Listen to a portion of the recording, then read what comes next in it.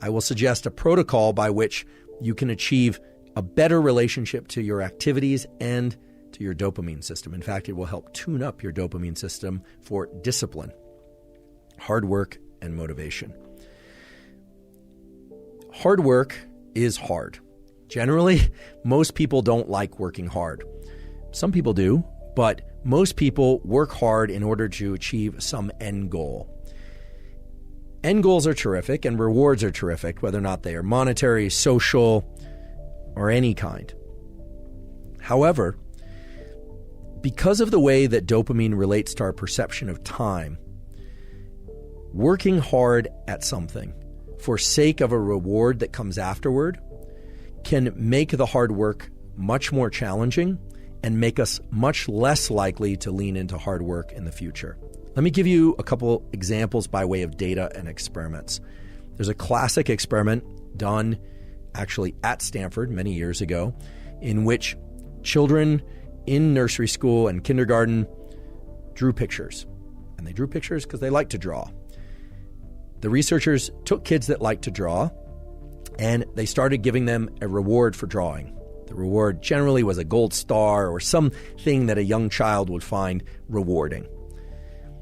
Then they stopped giving them the gold star, and what they found is the children had a much lower tendency to draw on their own. No reward. Now, remember, this was an activity that prior to receiving a reward, the children intrinsically enjoyed and selected to do. No one was telling them to draw. What this relates to is so-called intrinsic versus extrinsic reinforcement.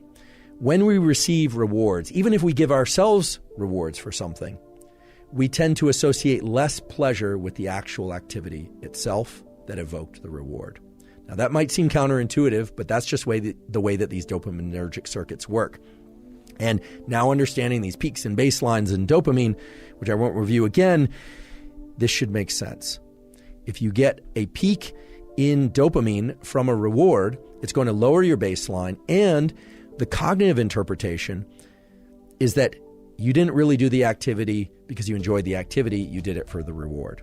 Now, this doesn't mean all rewards of all kinds are bad, but it's also important to understand that dopamine controls our perception of time. When and how much dopamine we experience is the way that we carve up what we call our experience of time. When we engage in an activity, let's say school or hard work of any kind or exercise, because of the reward we are going to give ourselves or receive at the end, the trophy, the sundae, the meal, whatever it happens to be, we actually are extending the time bin over which we are analyzing or perceiving that experience.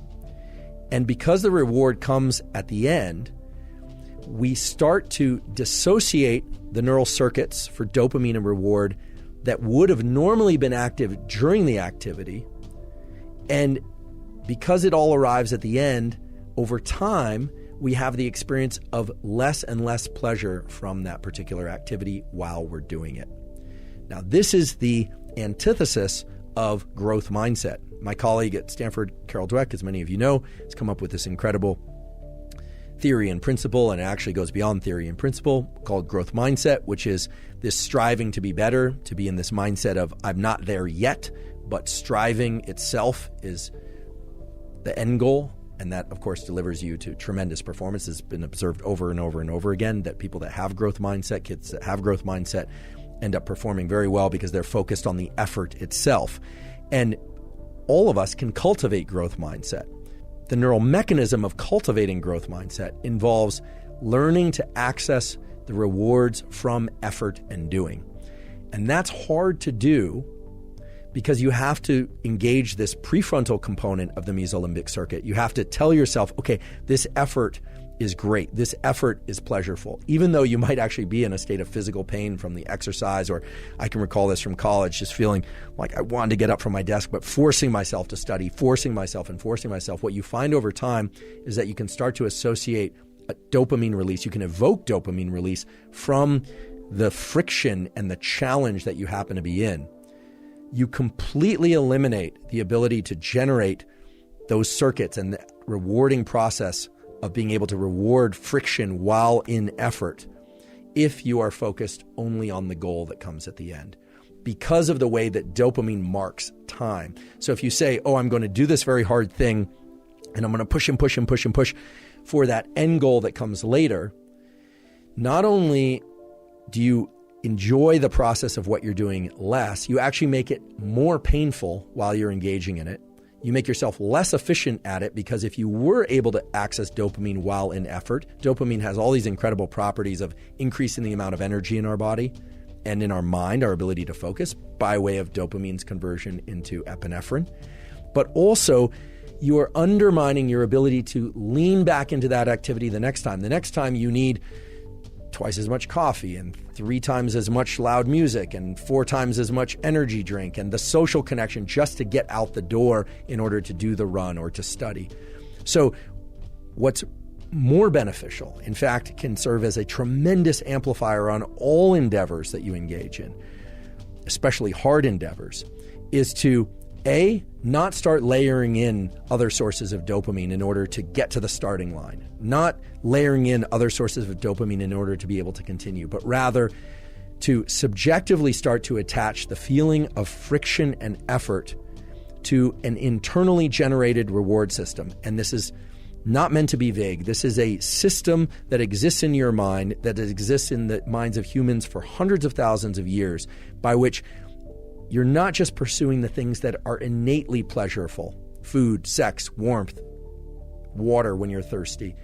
But the beauty of this mesolimbic reward pathway that I talked about earlier is that it includes the forebrain. So you can tell yourself the effort part is the good part. I know it's painful. I know this doesn't feel good, but I'm focused on this. I'm going to start to access the reward. You will find the rewards, meaning the dopamine release inside of effort, if you repeat this over and over again. And what's beautiful about it is that it starts to become reflexive for all types of effort. When we focus only on the trophy, only on the grade, only on the win as the reward, you undermine that entire process.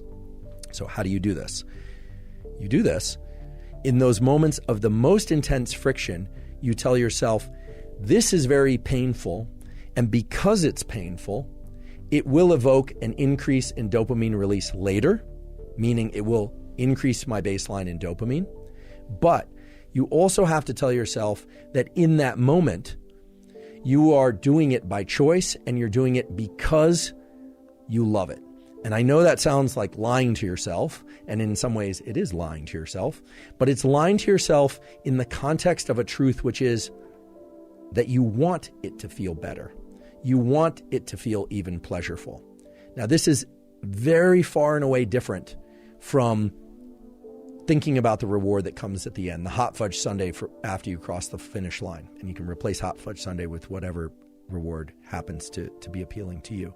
We revere people who are capable of doing what I'm describing. David Goggins comes to mind as a really good example. Many of you are probably familiar with David Goggins, former Navy SEAL, who essentially has made a post-military career out of explaining and sharing his process of turning the effort into the reward. There are many other examples of this too, of course. Throughout evolutionary history, there's no question that we revered people who were willing to go out and forage and hunt and gather and caretake in ways that other members of our species probably found exhausting and probably would have preferred to just put their feet up or soak them in a cool stream rather than continue to forage. The ability to access this pleasure from effort aspect of our dopaminergic circuitry is without question the most powerful aspect of dopamine and our biology of dopamine. And the beautiful thing is it's accessible to all of us.